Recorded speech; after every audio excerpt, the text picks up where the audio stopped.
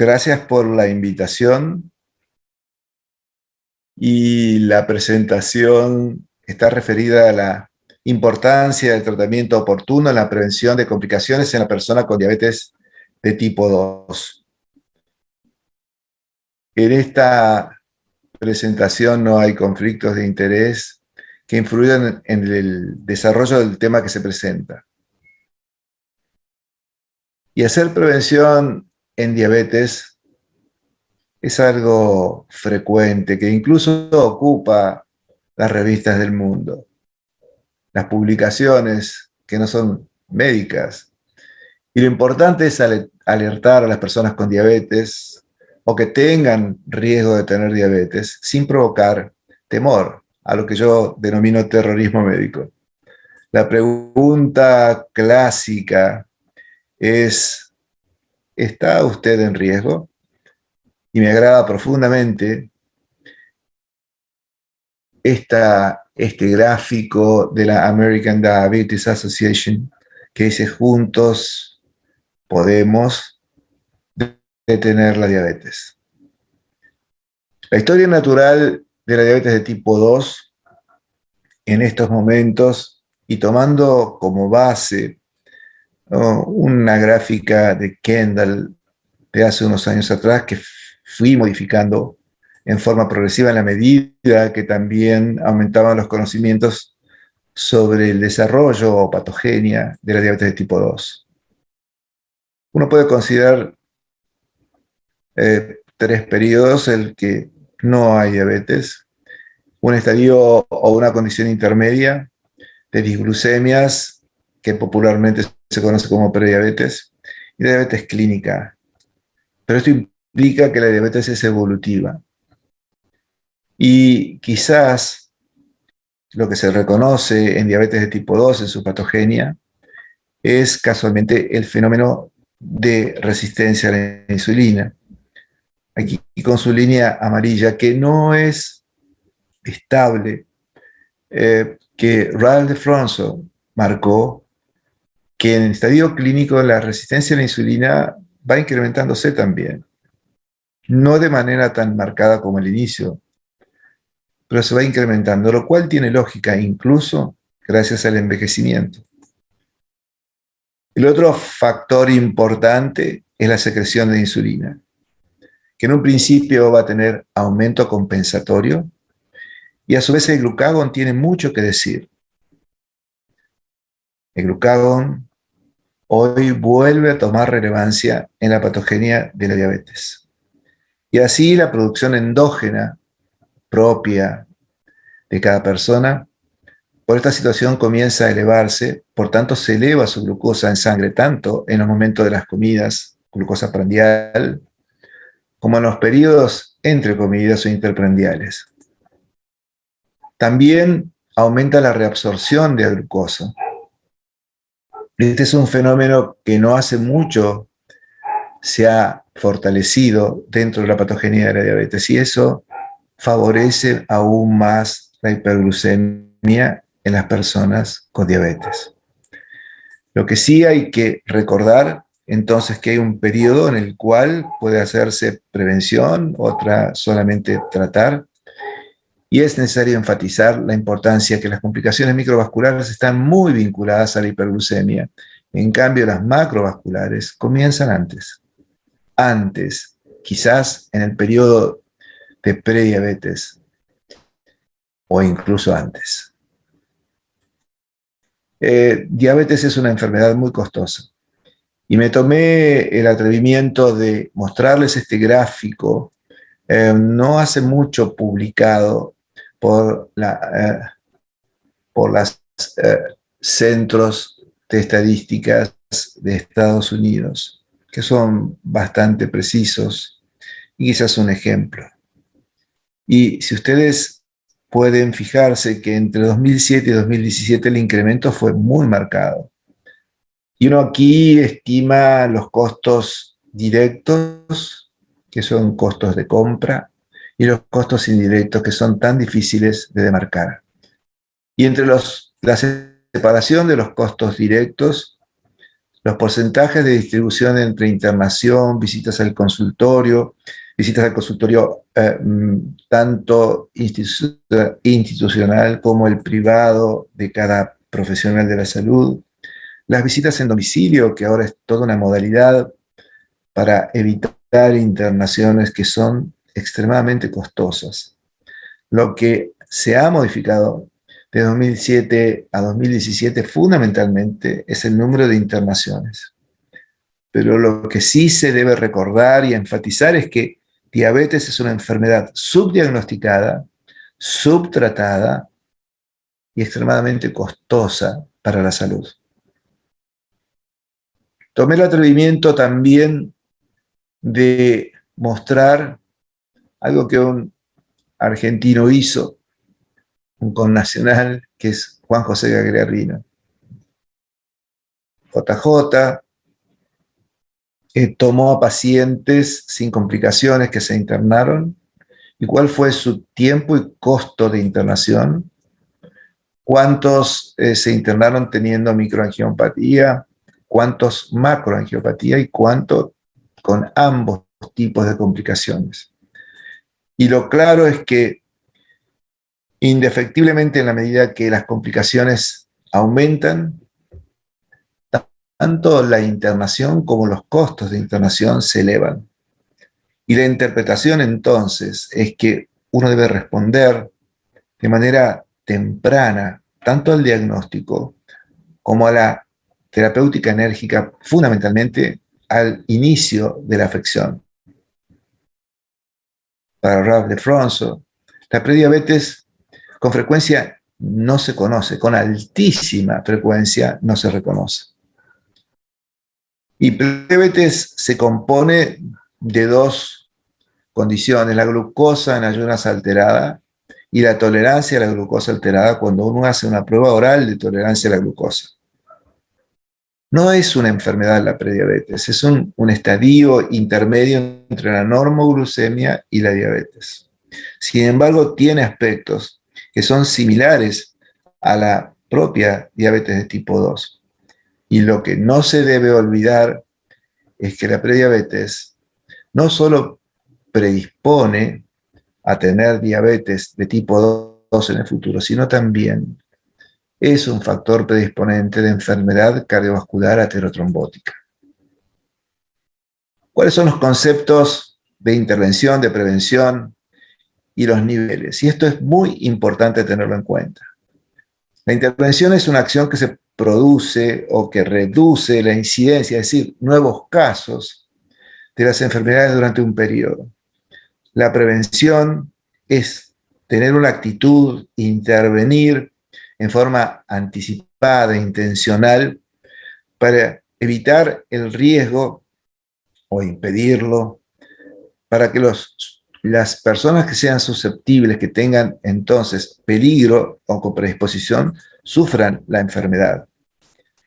Y los niveles de prevención, en mi opinión, y en el de unos cuantos, ya dejaron de ser 3, son 4. Prevención primaria, secundaria, terciaria y cuaternaria en diabetes. Predicción, prevención, prevención, prevención, prevención. También se agrega entonces el factor predictivo. Si uno desea una buena calidad de atención para que el paciente con diabetes tenga una mejor calidad de vida, se debe planificar correctamente, se deben ejecutar esos planes, se debe evaluar cuáles son los resultados y también hacer los reajustes necesarios para que esa planificación responda a la realidad, responda a los resultados. Por eso se estima entonces hoy que la prevención primaria es intentar intervenir en los sujetos que tienen riesgo, los sujetos con prediabetes. La prevención secundaria es, ya tienen diabetes, pero hay que evitar que tengan complicaciones. La prevención terciaria es, ya tienen complicaciones, pero hay que evitar que esas complicaciones deterioren fuertemente a los órganos o lleven a la muerte. Y la prevención cuaternaria es evitar la iatrogenia, evitar que los efectos secundarios de los medicamentos favorezcan una evolución tórpida, mala de la diabetes. Por eso es tan importante los conocimientos y la experiencia del equipo de salud.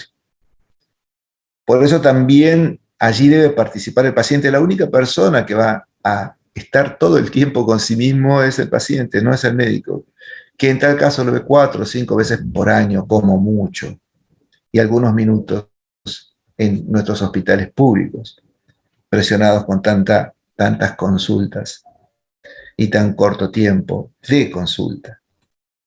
Por eso la educación terapéutica es tan importante. La autogestión es importante. La organización sanitaria, bueno, cada país de nuestra Latinoamérica tendrá su organización sanitaria. Por tanto, no todos, nuestra heterogénea Latinoamérica responde de la misma manera. No todos disponen entonces de accesibilidad a los recursos y a las estrategias que tienen desde el punto de vista terapéutico. Y si yo quisiese conocer y decirles cuál es la prevención, cuáles son los paradigmas según el momento evolutivo y biológico, les diría, hay un paso de no tener diabetes a tener prediabetes. Uno que va desde la prediabetes a la diabetes de tipo 2. Otro es que la diabetes 2 lleva a complicaciones crónicas. Y el tercero, ¿qué sucede con el tratamiento? En el paradigma terapéutico, en el caso de la prediabetes, sería evitar o retardar la aparición de la diabetes. La patología es el sobrepeso, la obesidad, la resistencia a la insulina y el fallo progresivo de la célula beta. La detección clínica es la glucosa por encima del valor de referencia, el valor normal, pero por debajo del valor de diabetes. El objetivo terapéutico entonces será aliviar y estabilizar la célula beta y tratar a las comorbilidades. En el caso de la diabetes 2, el paradigma es tratar la diabetes. Intentar moderar la hiperglucemia, estar lo más cerca posible a lo que son los valores normales. La detección clínica es cuando la glucosa supera, ya sea en cualquiera de las 2 o 3 parámetros que hoy se utilizan para el diagnóstico, glucosa en ayunas, glucosa postcarga y en algunos países la hemoglobina glicosilada, realmente estén por debajo del umbral de riesgo. El objetivo terapéutica es glucemia debajo del riesgo y tratar las comorbilidades. La diabetes jamás de tipo 2 viene sola. Está acompañada de obesidad, hipertensión, dislipidemias, hígado graso, apnea del sueño, etc. Cuando el paciente tiene complicaciones crónicas hay que tratar esas complicaciones. Y desde el punto de vista de la patología va a depender de la disfunción y el fallo de cada uno de los órganos afectados por la complicación de la diabetes. Por supuesto que la detección clínica va a depender del órgano, entonces, que en ese momento está siendo injuriado por la diabetes y minimizar entonces la morbilidad y la mortalidad. En el tratamiento hay que evitar la iatrogenia. ¿Qué significa eso? Tratar de que los efectos secundarios, las susceptibilidades y las interacciones medicamentosas en pacientes que en general son polimedicados se eviten.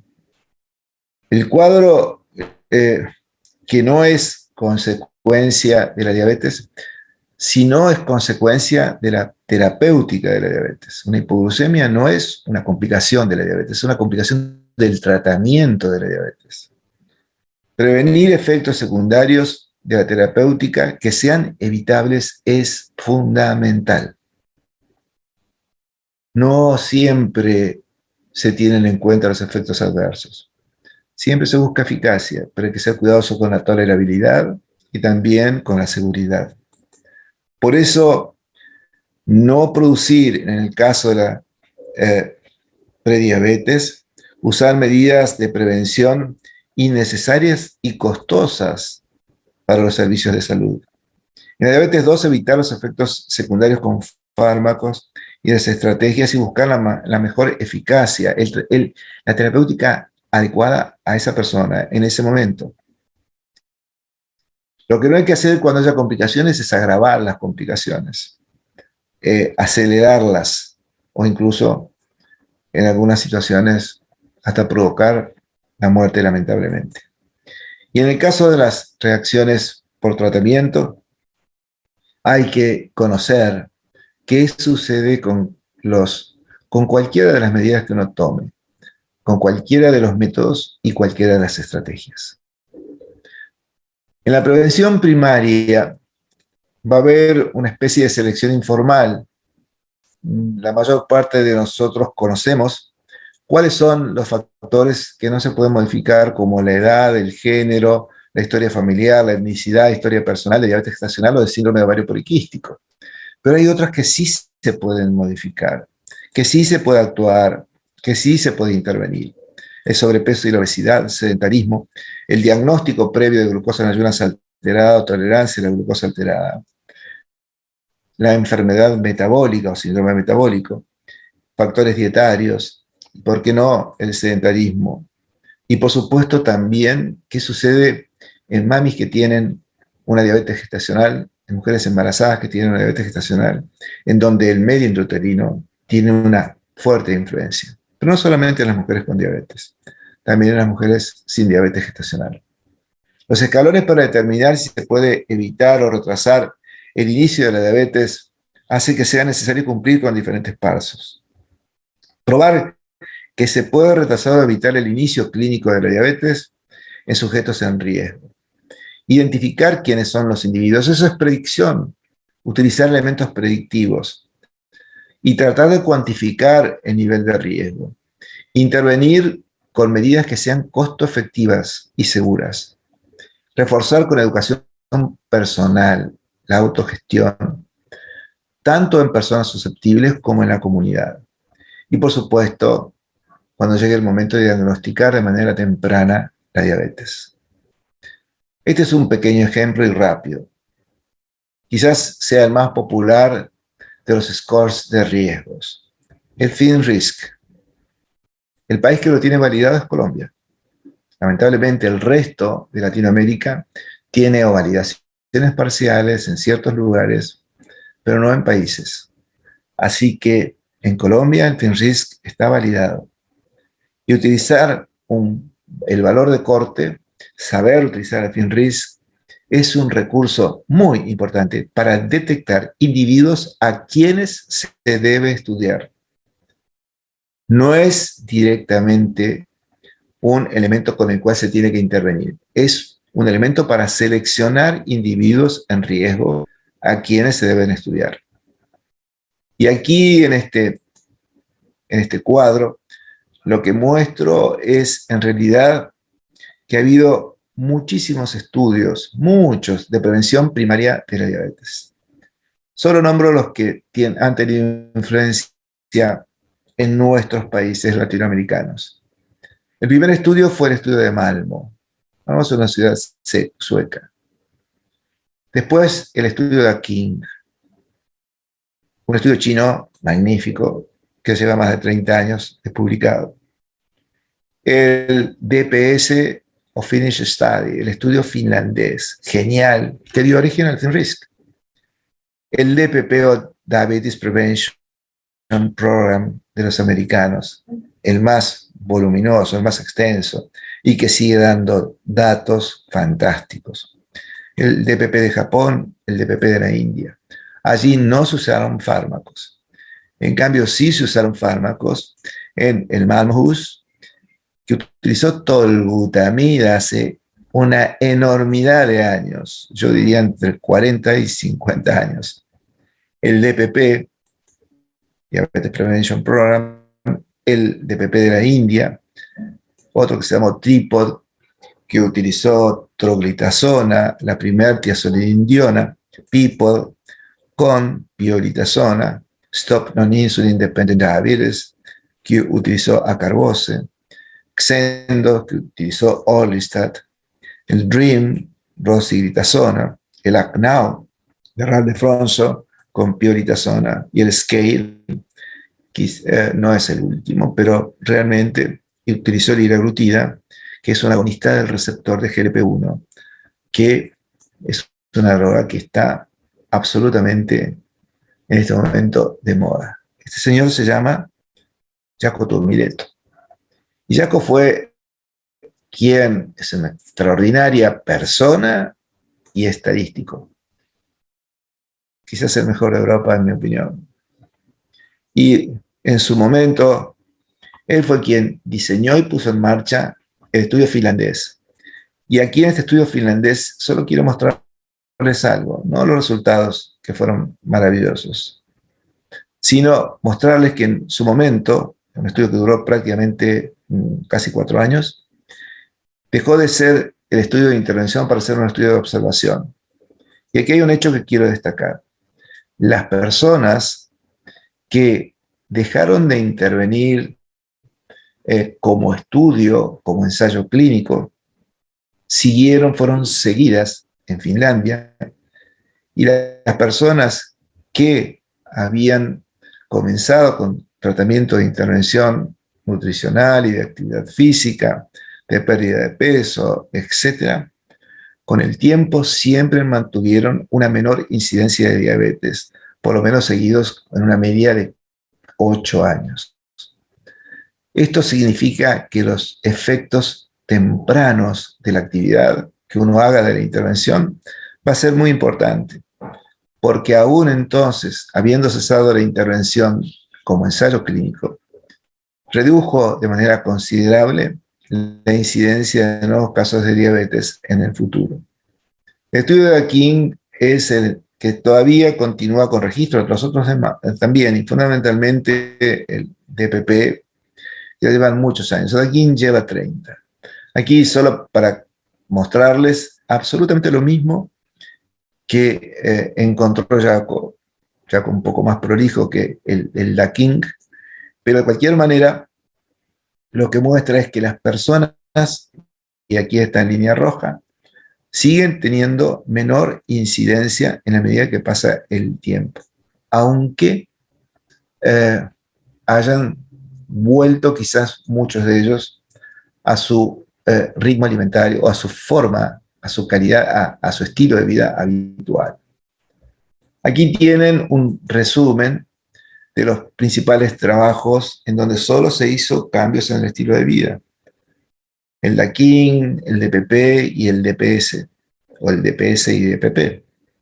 Los fármacos, cuando se utilizaron, que no eran tiazolidindionas, metformina y cambios de estilo de vida, acarbose, orlistat, y fármacos que representaban las tiazolidindionas, troglitazona, el estudio del PRIM con Rossi, y con pioglitazona el acnado. Y el último llegado, o prácticamente último, el Scale con liraglutida. Lo asombroso es que las TZD, cuando uno agrega medicación, son las que han demostrado, las que tienen evidencias de una altísima eficacia como prevención en diabetes de tipo 2. Y solo para recordar dónde cambió la historia. La historia cambió fuertemente con el DCT.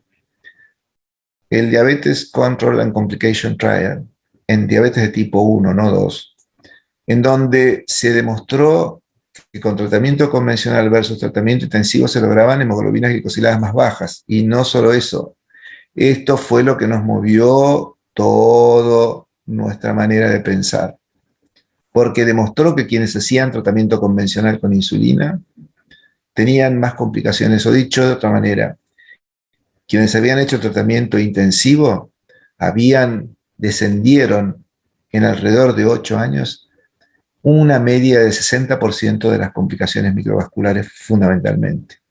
Después fue el UKPDS, y esto sí es en diabetes de tipo 2. Y aquí presento lo que la doctora Stratton hizo, y demostrando qué significaba el descenso de un punto de hemoglobina glicosilada.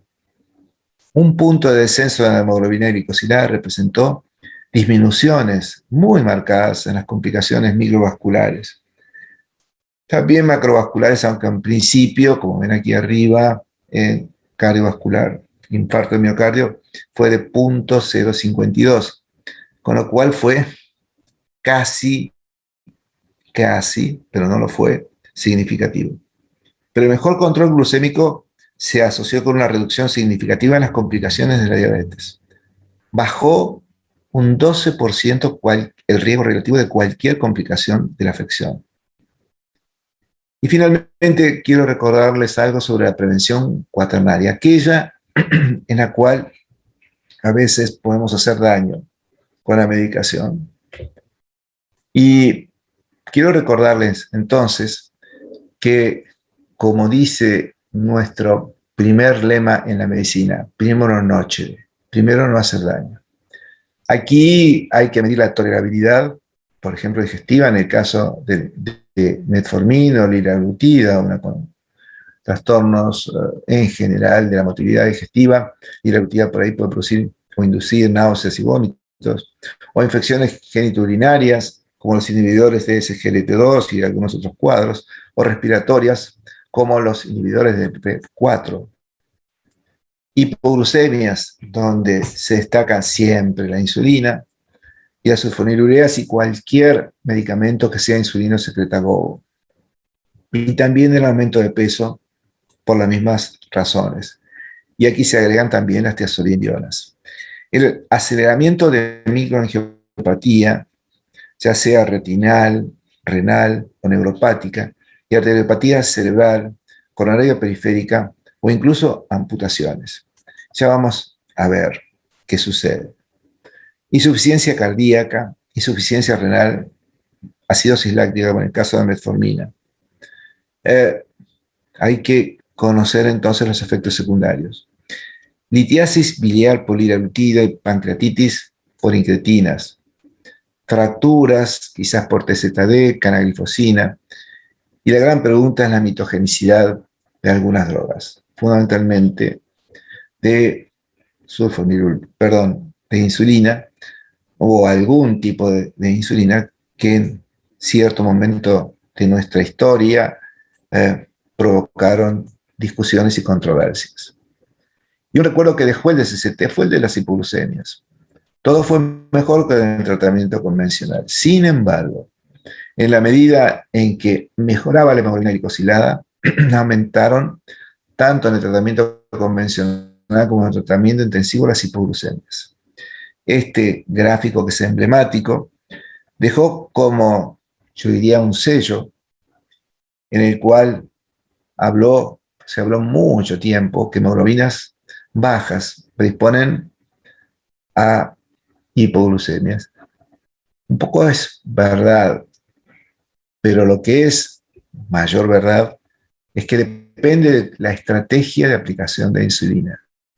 Hay que saber usar la insulina y la insulina que se disponga, como el momento en los que estamos pasando por la pandemia. Y realmente quería destacar una pequeña cosa y atento a lo que significa todo este evento maravilloso que se está cursando. En prevención cuaternaria hubo una cierta circunstancia de zozobra con canaglifosina. Canaglifosina, FDA sacó una advertencia, un warning, hablando de aumento de lesiones gangrenosas en miembros inferiores y amputaciones, y también de síndrome de Fournier, cuadro rarísimo, pero muy severo, en donde hay entonces gangrena en la zona genital. Esto fue casualmente también descrito en los primeros trabajos ya de canaglifosina. Así que esto sucedió en 2017 aproximadamente. En 2019, nada menos que David Matthews, y en el programa Canvas, que es el programa de canaglifosina, también halló, como ustedes ven aquí, nuevamente un aumento, por lo menos la aparición en algunos pacientes de cuadros de gangrena fundamentalmente distal. Por tanto, sugirió que hay que ser cuidadoso en los pacientes, en administrar canaglifosina, no otras glifosinas, no otros inhibidores de SGLT2, en poblaciones que tienen antecedentes de amputación, enfermedad vascular periférica y neuropatía, pero no se pudo identificar cuál es la razón. Así que, ¿qué sucedió? Finalmente se hicieron estudios específicos y de ninguna manera los cuadros que se observaron superan a los beneficios que produce la administración de canaglifosina. Por tanto, hace muy poco tiempo, en 2020, la FDA levantó entonces el warning sobre canaglifosina. En definitiva, la morbimortalidad por enfermedad vascular y por otras causas es muy importante en hombres y en mujeres. Tan importante que cuando se compara con diabetes, las personas con diabetes tienen menor sobrevida que las personas que no tienen diabetes. Los nuevos estudios dicen 6 años, antes decían entre 9 y 10. Es decir, se ha mejorado. Las estrategias y los recursos han ido mejorando y la manera de tratar a las personas con diabetes. Por eso, a modo de conclusión, diría que es importante validar un score de riesgo en forma de predicción para detectar la población y las personas que van a tener hiperglucemias que no son diabetes, que tienen glucosa en ayunas alterada, tolerancia a la glucosa alterada, y que además, una vez los certificados que tienen prediabetes, deben cuidar su alimentación, adelgazar, aumentar la actividad y concurrir periódicamente a control para determinar si en algún momento de prediabetes pasan a diabetes. Para la prevención secundaria hay que evitar las complicaciones. Para eso es esencial que el diagnóstico de la diabetes sea temprano, con un inicio de tratamiento hasta el objetivo en cada persona y no olvidar el efecto legado. El efecto legado es quien mejor inicia, quien más logra el objetivo o los objetivos terapéuticos, su evolución va a ser más lenta, su progresión o la progresión de su diabetes va a ser más benigna. Y no finalmente, pero en los pacientes con diabetes que tengan complicaciones de cualquier orden, se debe impedir que los órganos afectados entren en fallo y la estrategia terapéutica debe ser totalmente adecuada a ese individuo en ese momento de su vida. Y por supuesto que enfatizo que la diabetes es una afección que cambia permanentemente. Y la terapéutica, que suele ser con varias medicinas, los pacientes están polimedicados, se deben adecuar a cada situación para evitar efectos perjudiciales, tanto tóxico-medicamentosos, secundarios, o lo que son interacciones medicamentosas con otros fármacos que la persona pueda también tomar por su enfermedad y comorbilidades. Muchísimas gracias.